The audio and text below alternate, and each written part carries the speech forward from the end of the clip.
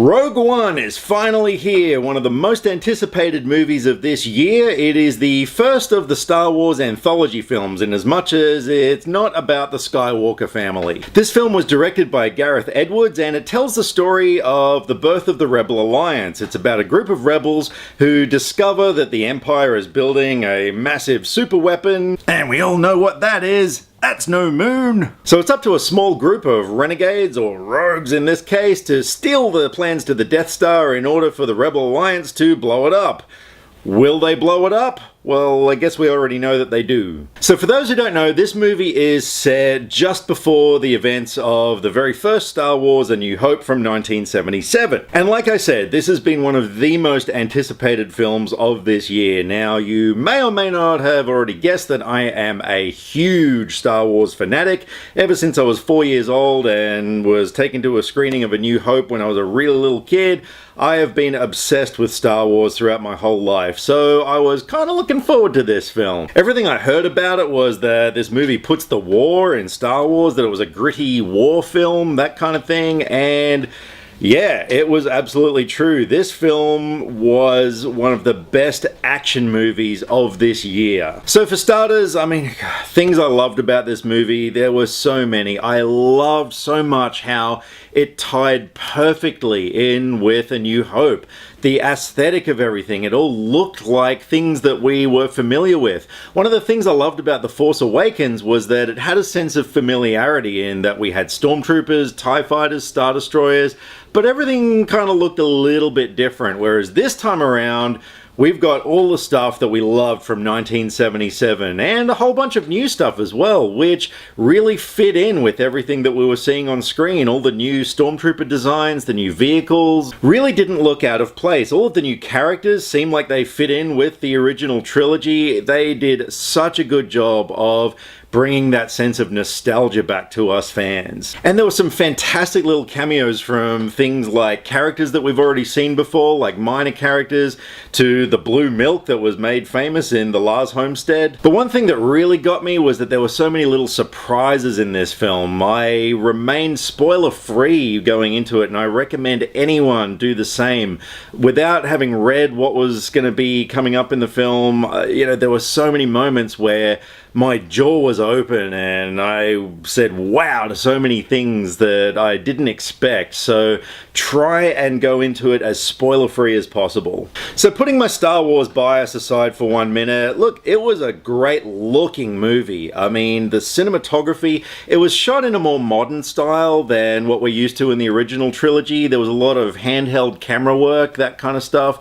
And yeah, look, it looked fine. I mean, one of the things we've got to keep in mind with this movie is that it's not part of the ongoing saga. This is its own beast, and so there were a lot of things that they did differently which I noticed, but like I said, you got to keep in mind that this is a standalone flick, so yeah, it was great. The score by Michael Giacchino. Now, this is one of these things that I was a little skeptical about because this is the first Star Wars movie that didn't have John Williams' score going through it, and let's face it, John Williams' music in the original trilogy was almost as much a character of the film.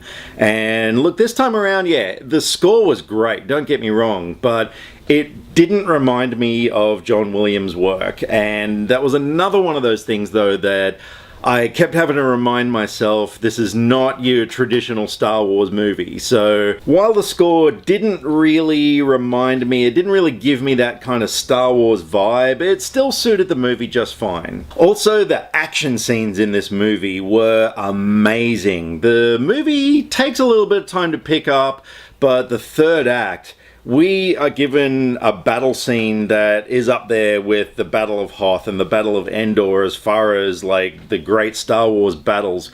It was extraordinary.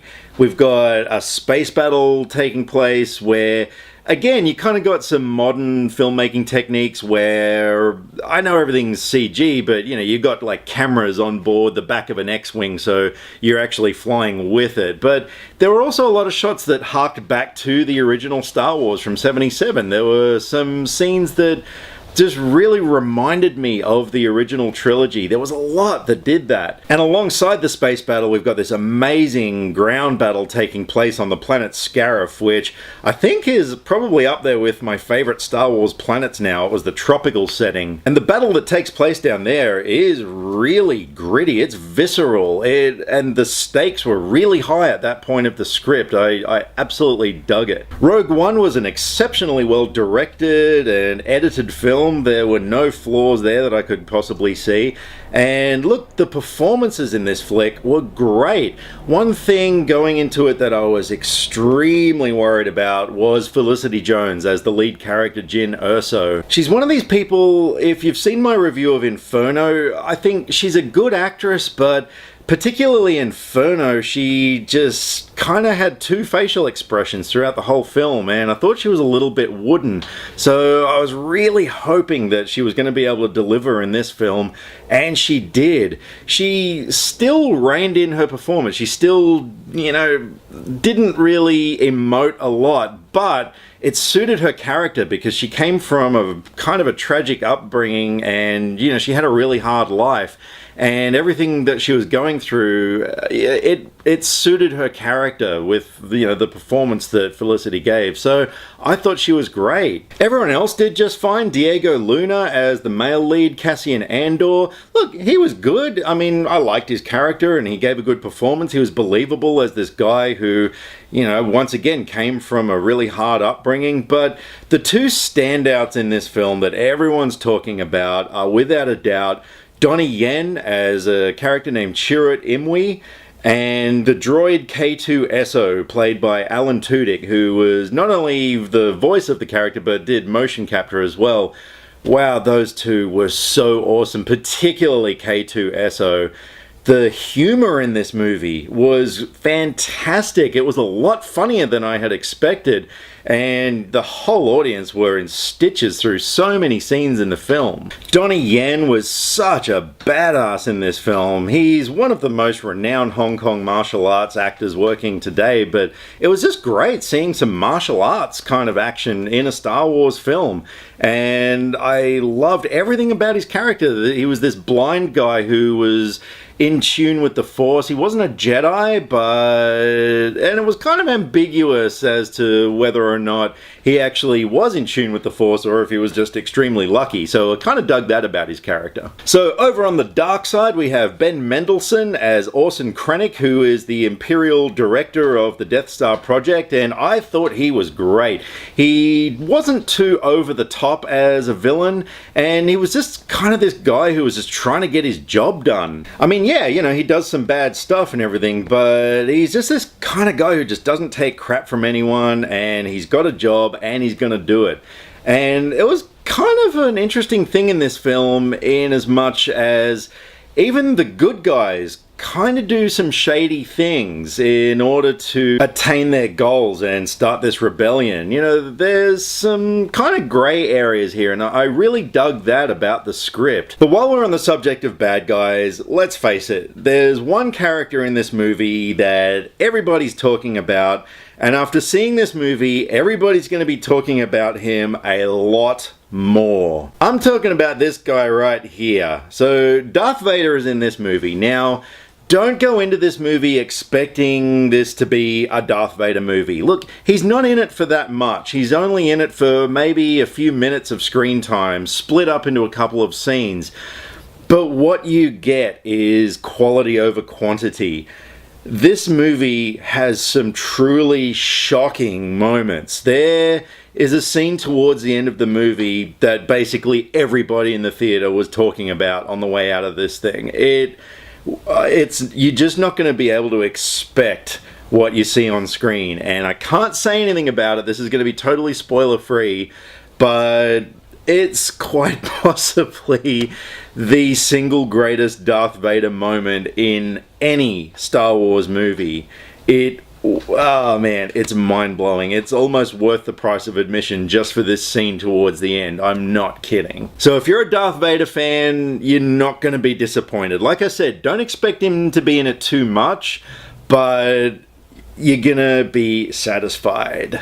So as much as I absolutely loved this movie and didn't get to sleep till about 5:30 in the morning after getting back from the midnight screening because I was laying awake just going, oh my god, that was so good. There were just a few things that let it down for me just a little bit. For one, Forrest Whitaker's character, Saw Gerrera. Now, I get that he's an integral part of the plot. This guy was brought over from the Clone Wars cartoon series, but I don't know, maybe it was just in his performance. He just bugged me just a teeny tiny little bit. I don't know, there was something about his character that I thought maybe he could have been a little more dynamic or something. And there were a few other characters in this film. Now, again, I'm not going to give any spoilers, but there were some characters that they brought over from the original trilogy who they wanted to make them look like they did back then, so they used like motion capture CG for their faces. Now, it was great having these characters in the film. I loved it. They were integral to the story.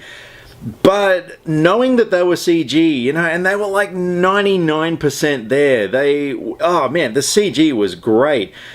But you know that it's CG, and so it just sort of took me out of the scene a little bit because, you know, I was kind of watching and marveling at the CG rather than, you know, being invested in the character and that kind of thing. It was a little bit distracting. But speaking of characters, this was my biggest concern with the film.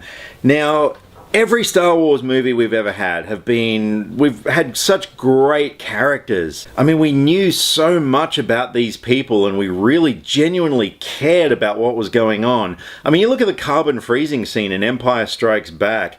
Yeah, oh man, it's so heart-wrenching to see these things happening to these people that we love. And every other Star Wars movie, even the prequels to an extent, you know, you really cared about the characters.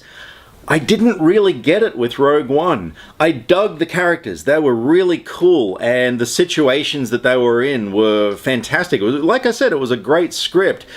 But by the end of the movie, I just didn't care as much as I should have about the characters and their fates. I mean, as far as the mission to steal the Death Star plans and all that sort of stuff, like, I was on the edge of my seat. You know, there were some amazing scenes in the film, but I wanted to become more emotionally attached to the characters. It would have been so much better, and it would have made it a really much more rewarding cinema experience. But that being said, this is easily one of the most entertaining action films released this year. It is definitely up there with my favorite Star Wars movies, no question about it. This is definitely the prequel film that us nostalgia fans have been wanting all along, and I'm going to give Rogue One an 8.5 out of 10. So if you've seen Rogue One, let me know what you thought of it. I'd love to hear your opinions. Drop me some comments either here or on Facebook. All the social media links are down in the description below. And I would really love for you to subscribe to my channel if you haven't already. Thank you to everybody so far who's been subscribing. I really genuinely appreciate it. But to be honest, I'd love a bigger audience. So if you don't mind, click subscribe and welcome aboard. And in the meantime, like I said, drop me some comments because I like to talk about movies and I would love to talk about movies with you. See you next time. Click subscribe to stay up to date with all the latest movie reviews. Skynet will be taking over any day now, so what have you got to lose? Nyah.